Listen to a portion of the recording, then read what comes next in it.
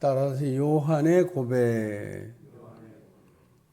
오늘 말씀에 보면 요한이 예수님께 대하여 고백한 그 세 가지 중요한 말씀이 나오는데, 오늘은 우리가 요한복음 1장에서 이미 요한이 예수님에 대해서 고백한 내용도 다뤘고, 또 세례 요한이 자신에 대해서도 이야기한 말씀을 나눴습니다마는, 어떻게 생각하면 1장에 나왔던 말씀의 반복 같기도 하고, 또 사실은 오늘 본문은 다시 일어났던 일에 관해서 이제 드디어 예수님도 세례를 베풀고 세례 요한도 세례를 베푸는데, 사람들이 다 세례 요한을 떠나서 예수님에게로 가고 있는 겁니다. 근데 아직 세례 요한의 제자들이 조금 남아 있었던 것 같아요. 세례 요한은 완전히 그냥 문 닫을 정도로 사람들이 다 떠나고, 이제 세례 요한만 남은 것도 아니고, 아직도 세례 요한에게도 사람들이 오고, 또 세례 요한에게도 제자가 남아 있는데, 인기의 중심이 예수님에게로 다 옮겨간 겁니다.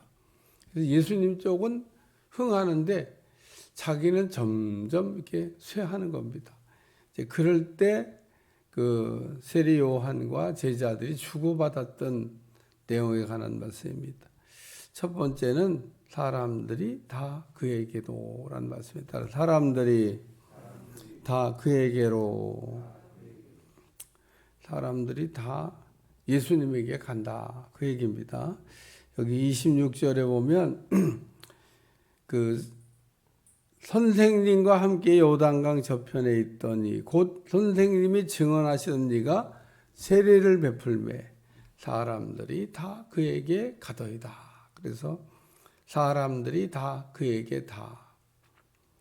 그래서 사람들이 세례 요한에게서 이제 예수님에게로 이제 몰려가고 있는 겁니다.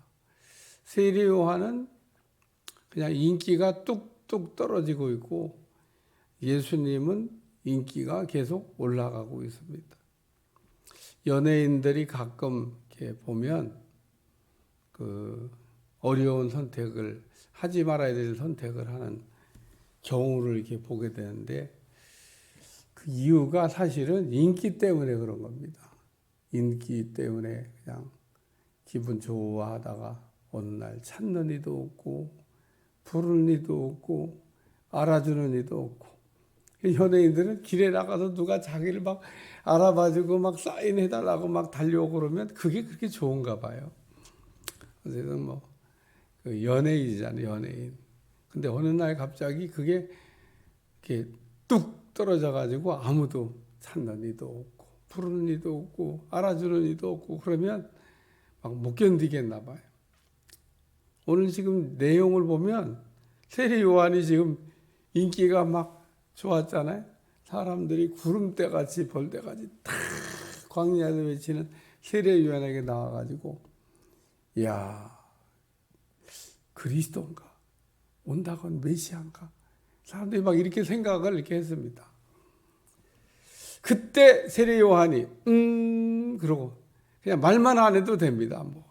내가 언제 내가 그리스도라고 해서 이렇게 그냥 가만히 있으면 이제 그리스도로 둔갑을 할 수도 있고, 또 그냥 인기가 그냥 계속 유지될 수 있는데, 이 세례 요한이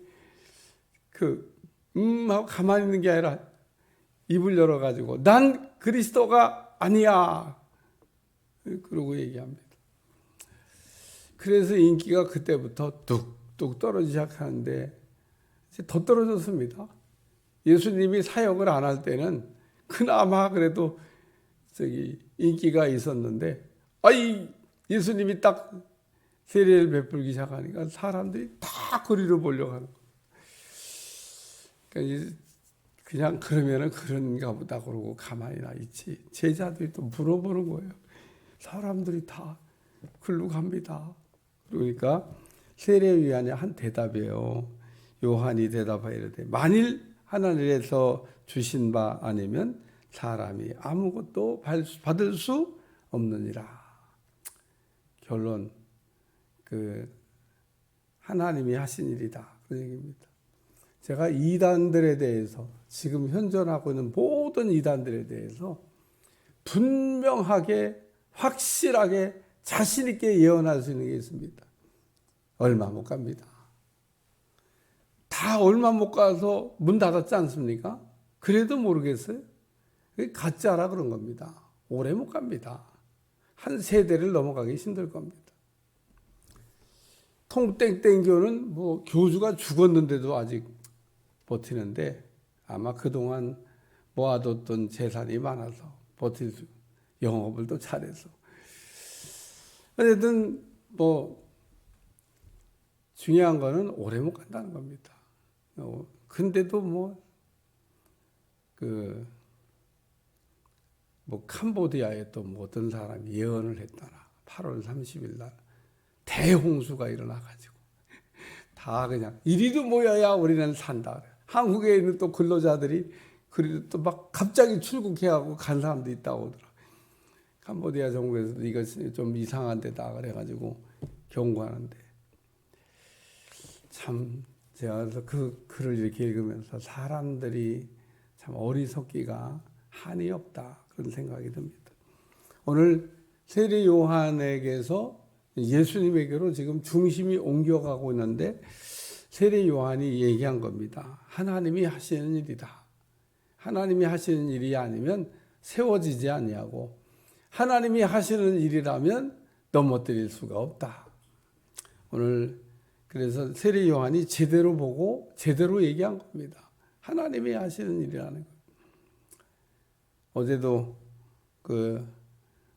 어떤 목사님이 이렇게 저를 방문해서 이야기하다가 교회 개척에 대해서 이야기했습니다. 목사님네 지방도 목사님이 개척한 이후에 교회가 막 성장한 교회 없지? 예, 그랬습니다. 저희 지방에도 제가 개척해서 이렇게 교회를 일군 이후에 이렇게 괄목할 만하게 막 떠서 땅 사고 건축하고 이런 교회가 안 보입니다. 그래서 그쪽 지방도 그 목사님, 우리 지방도 둘이 얘기하다가 그런 얘기했어요. 교회 개척은 두 가지다. 담임자의 그 경건 생활과 영성 그리고 하나님의 은혜다. 그 다음에 플러스 장소가 좋으면 조금 낫긴 하겠지만 장소는 좋아도 되고 나빠도 되고 어디여도 사실 상관없고 중요한 건 담임자의 영성과 그리고 하나님의 은혜다. 이 두 가지가 돼야 되는데 사람들이 그걸 잘 모르는 것 같다. 그러니까 하나님의 은혜가 와야 되고요. 담임자가 이렇게 열심히 하나님 앞에 바로 서면 되는 겁니다. 제가 볼 땐 그 이상도 다른 답이 없는 것 같아요. 목회자가 하나님 앞에 반듯하게 좀 서고 그리고 하나님의 은혜가 이렇게 오면은 교회는 이렇게 다 개척이 된다. 오늘날도 신학교 졸업하는 학생들이 개척에 대해 달달달 떨고 있잖아요. 그래서 과정고시 위원장한테 개척하세요. 그러고 막 시험 보는 학생들한테 얘기했더니 다 표정이 이상해. 하면 된다는데 어떻게 하냐는 거예요. 그래서 개척은 돈 갖고 하는 게 아닌데 내가 이제 개척은 돈 갖고 하는 게 아니다. 이제 어쨌든 그렇게 얘기해도 개척은 돈이다. 이렇게 생각하는 분들이 있더라고. 어쨌든 오늘 하나님이 하셔야 된다는 겁니다. 하나님이 하시는 일은 넘어뜨릴 수가 없고 사람이 하는 일은 다 무너진다. 두 번째 말씀은 나는 그리스도가 아니라 또 얘기해요. 오늘 28절에 보니까 나는 그리스도가 아니다. 요한복음 1장 19절 유대인들이 제사장과 내인을 보내가지고 물어봐요. 내가 누구냐고. 나 그리스도 아니라고 얘기했어요. 요한복음 1장 22절 바리새인들이 또 세례 요한에게 사람을 보내갖고 내가 누구냐고 물어보고 네가 왜 세례 베푸냐고 얘기합니다. 그러니까 나는 물로 세례를 베풀고 예수님은 성령으로 세례를 베푸는 분이다. 나하고 예수님은 이게 차이가 있다. 어떻게 예수님과 나를 비교하냐. 나는 물 세례 베푸는 거고 예수님의 길을 잘 준비하는 그런 일을 하는 사람이고 그리고 예수님은 오셔서 성령으로 세례를 베풀 자다. 그렇게 얘기합니다. 오늘 28절 내가 말한 바 나는 그리스도가 아니요 그의 앞에 보내심을 받은 자라고 한 것을 증언할 자는 너희니라. 그러니까 내가 얘기한 걸 너희는 나가서 이거 얘기한 우리 스승님은 그리스도가 아니래요. 우리 스승님은 그냥 그리스도를 이렇게 길을 예비하는 사람이래요. 너희 나가서 이렇게 증언하라는 겁니다. 어디 가가지고 우리 스승님은 그리스도인지 몰라요. 이렇게 얘기하면 안 됩니다. 내가 언제 그리스도라고 그랬냐? 나는 그리스도가 아니니까. 우리 스승님은 그리스도가 아니고 그리스도의 길을 예비하는 사람이라고 하십니다. 참이 오늘 말씀도 다시 묵상하면서 요한은 진실한 사람, 정직한 사람, 또 그 변함이 없는 사람. 변함이 없는 사람이란 뜻이 뭐냐면요. 신실하다는 겁니다. 여러분들도 하나님 앞에 가져야 될 성품이 하나 있는데 신실해야 됩니다. 사람은 좋은 쪽으로는 변해도 나쁜 쪽으로는 변하지 말아야 되고 우리는 그 좋은 것을 가졌으면 신실해야 됩니다. 변하지 말아야 돼요. 변한다는 거 별로 좋은 게 아닙니다. 세례 요한 안 변하잖아요. 초지일관. 뭐 이 정도 되면 한 번쯤 그러고 가만히 있으면 되는데 말이야. 자꾸 인기가 뚝뚝 떨어지고 있는데 사람들이 다 예수님께로 가는데 그래도 나는 그리스도가 아니라고 계속해서 사람들 앞에 그 신실하게 정직하게 이야기하는 오늘 우리는 하나님 앞에 진실해야 되고 정직해야 되고 또 변함이 없는 신실한 사람으로 살아갈 수 있기를 주여 축원합니다. 축원합니다. 세 번째 말씀은 나는 쇠하여야 나는 쇠하여야 하겠고 예수님은 흥하여야 되겠고 예수님은 잘 되고 나는 안 돼도 상관없다. 나는 내 제자가 다 예수님께 가도 나는 속상하지 않는다. 그러면서 예수님은 흥하여야 되겠고 나는 쇠하여야 되겠고 오늘 마지막 절에 있는 이 30절의 말씀이 여러분들의 신앙에 적용될 수 있길 주여 축원합니다.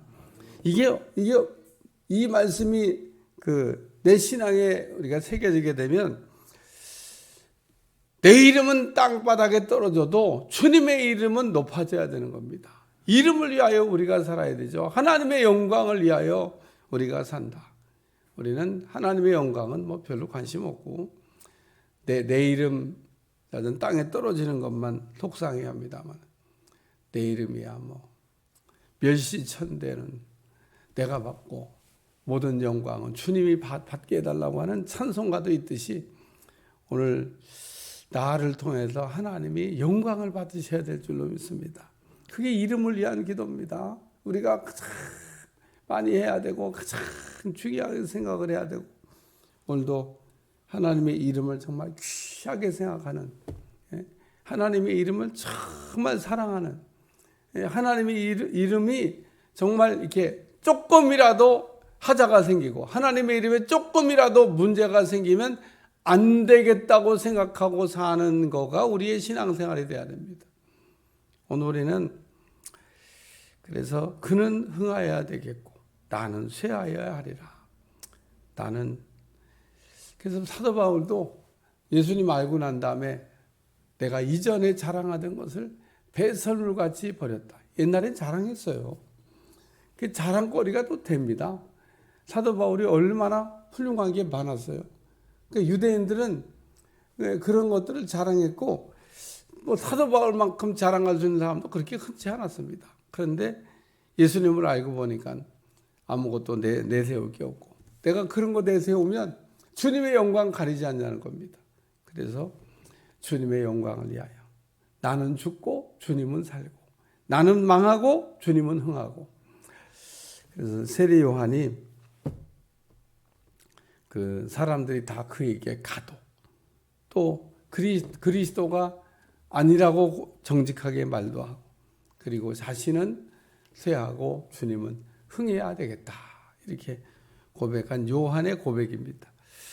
오늘 우리가 신앙 고백을 그러므로 잘하면 우리의 고백대로 하나님께서 우리를 들어 쓰시고 우리 인생에 복을 주실 줄로 믿습니다. 기도하겠습니다. 하나님, 오늘도 우리가 하나님의 은혜로 살게 도와주시고 하나님이 우리와 함께 하셔서 하나님 세례 요한처럼 진실하고 정직하고 변함없는 신실한 사람들이 되게 하여 주시고 날마다 하나님 앞에 착하고 충성된 종이라고 칭찬받게 도와주시고 우리의 신앙이 하늘의 별같이 빛나게 도와주시며 나를 통하여 주의 영광이 날마다 드러날 수 있도록 축복해 주옵소서.